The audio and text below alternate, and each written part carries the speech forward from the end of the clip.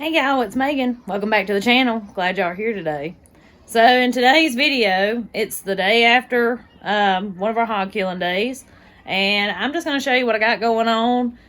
The day after is always super busy. But, you know, one busy day saves me many, many meals of convenience. So, again, as you've heard me say in other videos, make your own convenience food. So even though I've got this one busy day, I mean, it's going to be nice between here and next year just to warm up some of this stuff.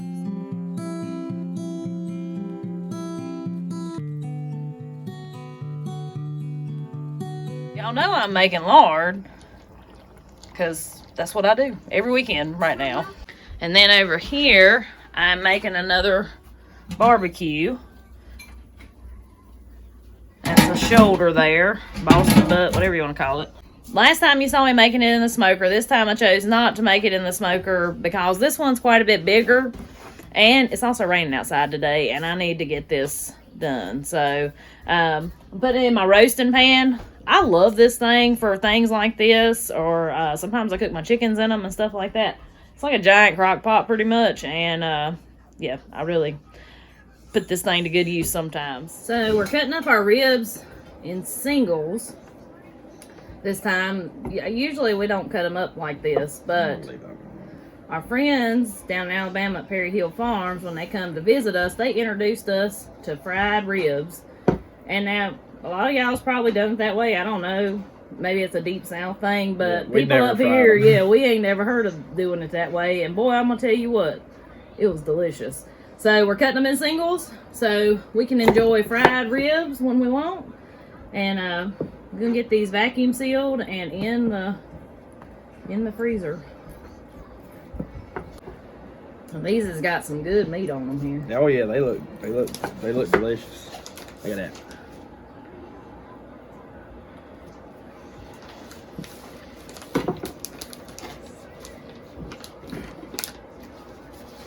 I usually can ribs too, but I usually only can ribs every other year. I usually can enough to last us 2 years, so I'm not canning any this year.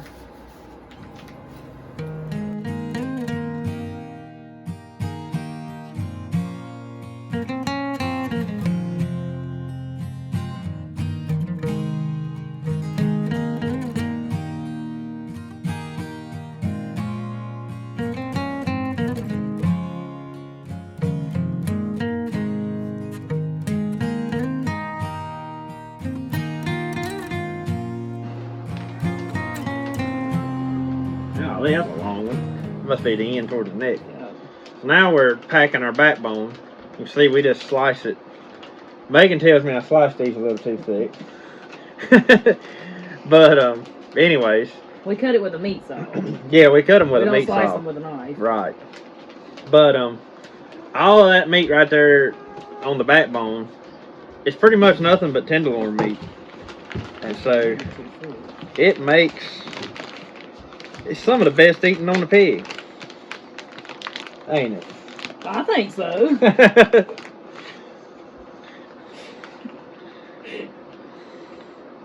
Depends on how they're cooked, though. I don't like them boiled.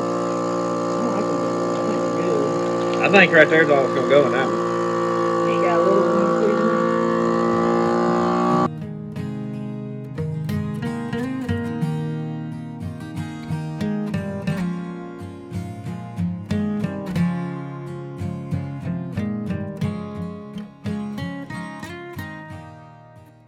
So the last piece we have in here in this box is a neck roast, or what we call a neck roast. You talking about some good eating. This is the first year we've ever tried it. Yeah, it's basically it'd be like the very end of the backbone in the neck muscles and stuff. Where the backbone attaches to the head, there's a big chunk of meat on that backbone. And we've always cut it up for sausage, right? And so, for whatever reason, this year we decided to make a roast out of one. Let me tell you what, that is a good chunk of meat right there. I thought it was way better than like beef roast. Yeah, by far. It's one of the best roasts I've ever ate. So, it was good. We made sure to get another one out of that last pig we done yesterday. Yeah, we're out of the pig business. I forgot to tell them. We sure are. Out of the pig business now. For now. We are out of the pig business, but all of our helpers and friends and everything else, mom and daddy, they still got a few pigs left. So we're not done yet. But ourselves, we don't have any pigs left.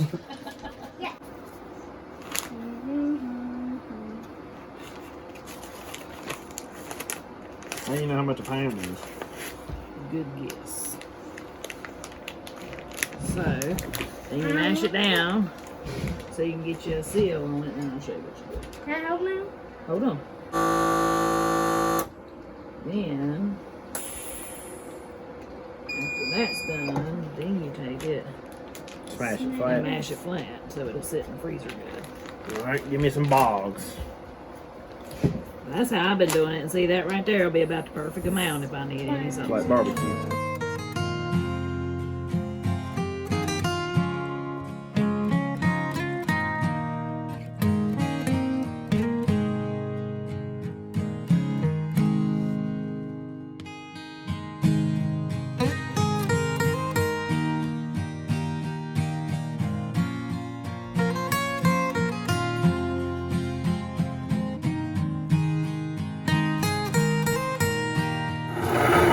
He's looking at me, moving, ready to eat.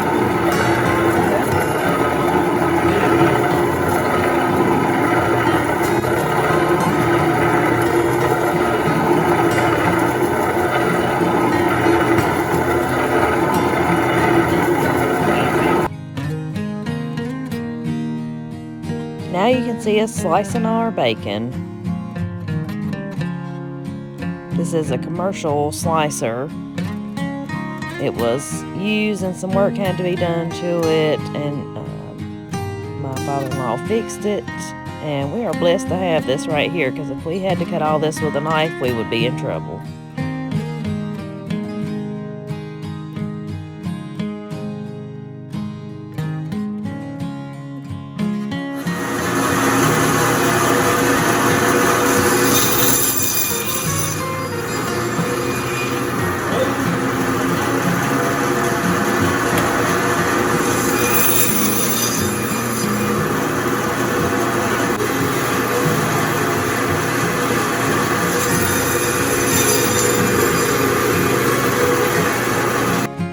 So now what you see us doing is slicing our pork chops. We do this with a meat saw again that we're blessed to have access to. These are some of the biggest pork chops I believe we've ever had, at least in a good long while. It was a big pig.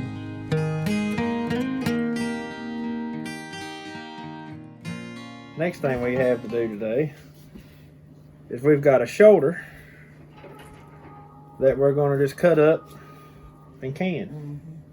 Make chunk meat out of it. And we really like canned pork.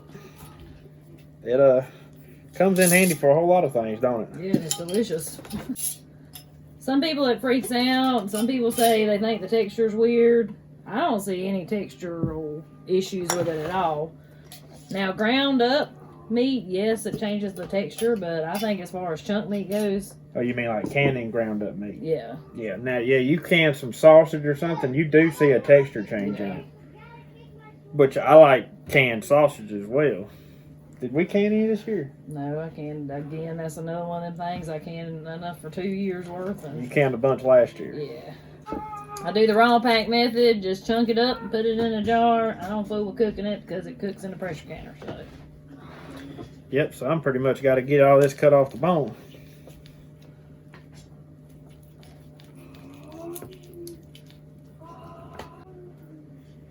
So this is another one of those time management deals here. So this is going to take an hour and 15 minutes if I remember right, which I'll check my book first. But for these pints, so we'll get these chunked up and then we'll vacuum seal the stuff you just saw us slice. Time management. Yep. I didn't know you knew anything about time management. I do sometimes. I'm real good at time management at work.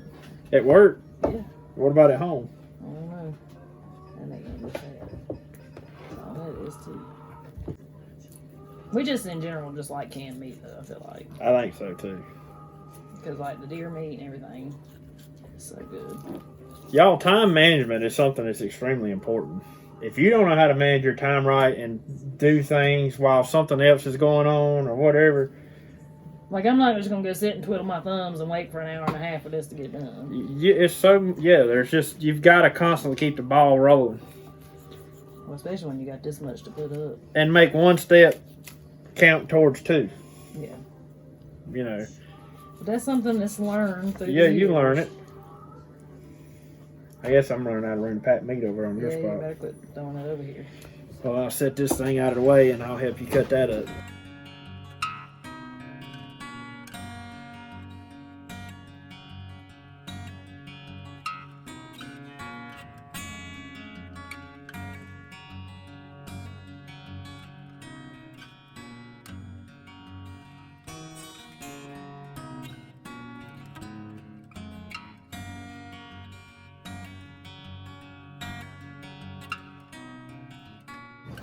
So one thing that I kind of think is important that everybody, if you want to do this kind of stuff, you need to learn how to can meat.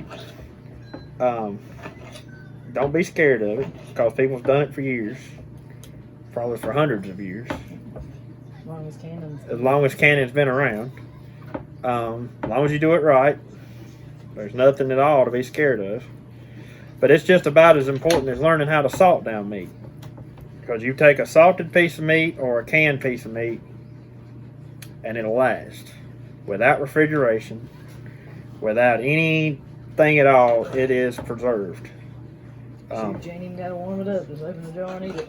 Yeah, that's the great thing about canned food is like if you needed to, you could open that jar once it's canned and eat it straight out of the jar. I mean, you know, so basically when you open up a can of canned food, you're just warming it. Mm-hmm. You're not exactly cooking it. But, you know, salting down meat's the same way. You take a piece of salted pork and it'll lay there, and that's a way to preserve meat without refrigeration, without relying on anything other than the salt companies, I guess. That's the bad thing. We've had a hard time getting salt this year. Which got the same way last year, right around this time of year. It seemed like it was a little hard to get salt. So next year, you better believe that I'm going to have plenty of salt come this time of year. I don't have to worry about whether anybody else has got salt or not, or whether I can find any. But it's interesting how those things work.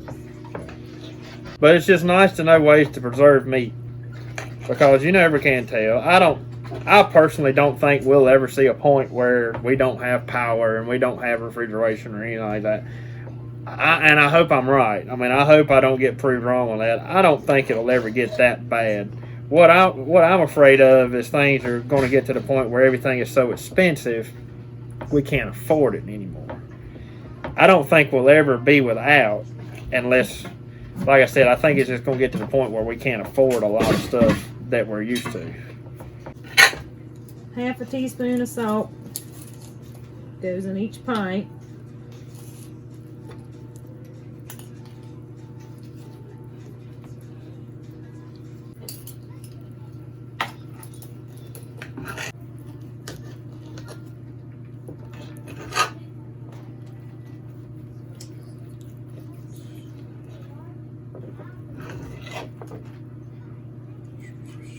Yep, hour and 15 minutes.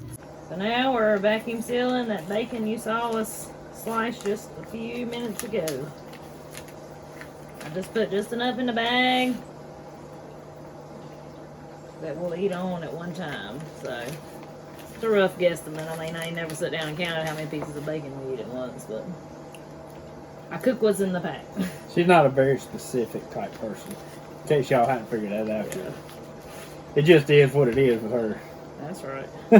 Hey, I've got through 33 years in life being that way. It ain't let me down yet. It works, it works. Right.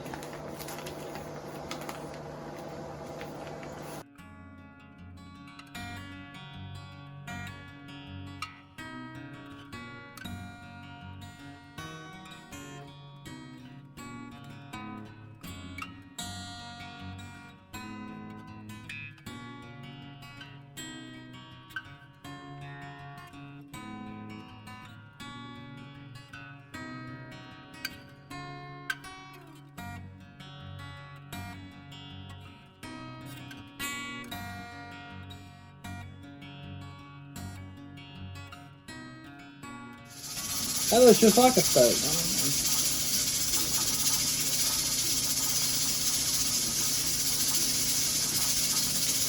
That's a hen piece there, ain't it? It might be some of the biggest pork chop we ever had.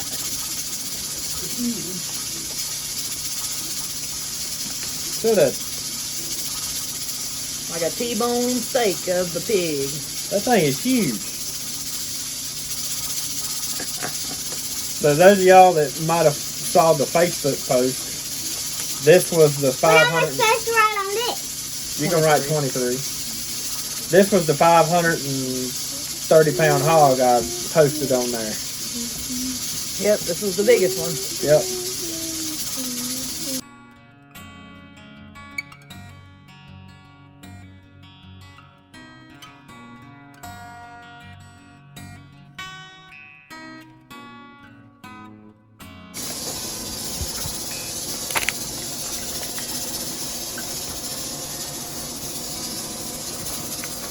What'd you say, Flat?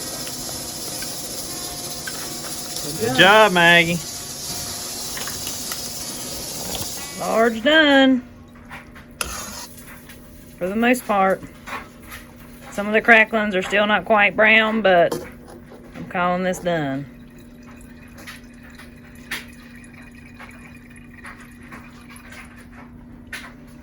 Look at how pretty and clear that is. Low and slow with good filtration. You're going to have some lard that's going to last you a long time.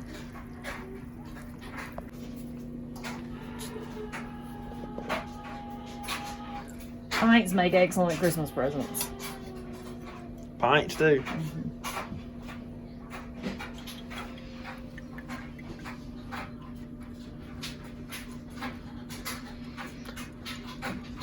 If you can get your hands on some leaf fat, I suggest you make you some. You can make it out of the other fat too, can't you? Oh yeah, the hard fat. They say leaf fat makes the best. I've done it both ways. I didn't see a whole lot of difference. Look at that pretty lard, y'all. Yep, I'm trying to make me some room.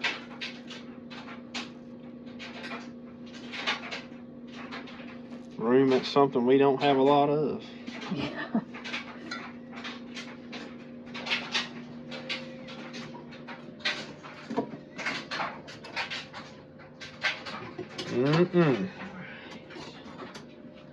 Alright, so my meat's done. Pressure canner's cooled off. See how pretty that is? Look at that. It's already cooked and everything. Ain't no use to cook this before you put it in a jar. What, do some people do that? Yeah, you can. They have a raw pack method and a hot pack method, what they call it. Oh. Like, I like to cook the chicken's the same way, but I like to cook the chicken first. You cook the chicken before you can it? I got you. I like to get all the chicken broth out of it. So, started about 7:30 this morning. Cutting up leaf fat. And here it is going on 5 o'clock. And we have been at it all day long, ain't we, Andy? We have. But I will tell y'all seen all these fine meals we've got put up now, and we'll be thankful for it from now until next year. So, I mean, a day's worth of work, worth it to me anyway.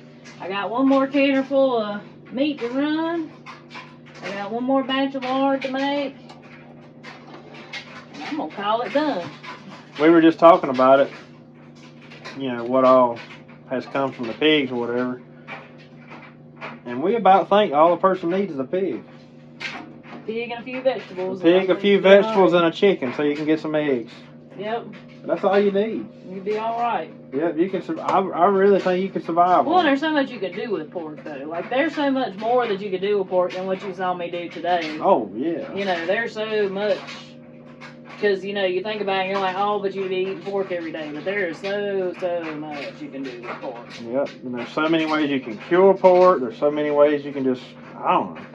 It's endless. Pork's a The possibilities are endless.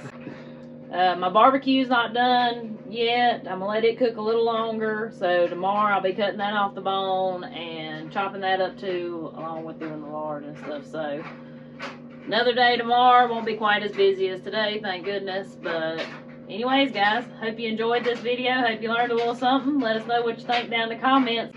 I guess we will. We'll see you on the next one. See y'all on the next one. Have a good one.